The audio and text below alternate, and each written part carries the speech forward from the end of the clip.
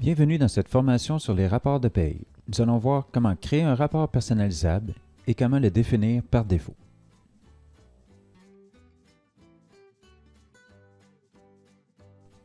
Dans la section Paramètres de la paye, il est possible de changer le mode de rapport de paye.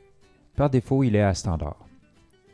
Cette configuration est en lien avec le rapport de préparation de paye et final de la paye.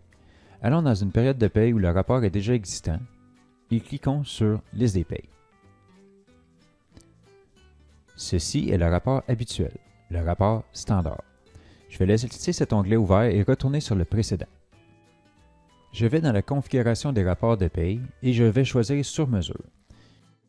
J'ai une panoplie de paramètres que je peux jouer avec. Je peux faire des groupements par travailleur, projet ou jour. Je peux également faire des groupements secondaires. Je peux faire des sauts de page, afficher des sommaires, choisir ce que je veux. Voici ce que je vous recommande.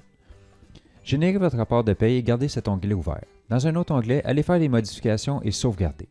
Ensuite, retournez sur l'onglet du rapport et faire une actualisation. Voici le nouveau rapport avec ce que j'ai choisi. Je peux alors retourner sur l'autre onglet, faire des modifications, sauvegarder et actualiser de nouveau le rapport pour voir les changements. Les possibilités sont très grandes et vous réussirez à le mettre exactement à votre goût en faisant de nombreux tests.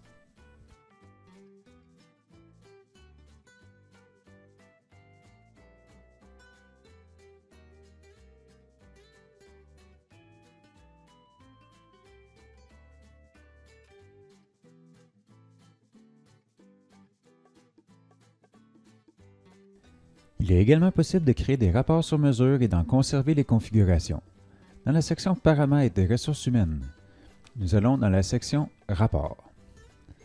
Par défaut, le rapport se nomme Configuration. On peut le changer de nom dans les paramètres ci-dessous. Nommons-le Rapport standard. Nous avons alors notre premier rapport. Cliquons sur Créer. Le rapport Nouvelle configuration vient d'apparaître. Allons le mettre en mode sur mesure. Groupement principal travailleur et groupement secondaire jour. Nommons cette configuration Travailleur jour. Nous avons le choix entre trois boutons au bas. Supprimer veut dire que cette nouvelle configuration serait supprimée. Cliquons sur Sauvegarder en premier. Dans la section Options du rapport, nous avons alors deux rapports, le standard et le Travailleur jour. On voit le crochet vert devant le rapport standard. C'est celui qui est par défaut. Donc, si je génère un rapport dans la paye, c'est cette configuration qui sera utilisée.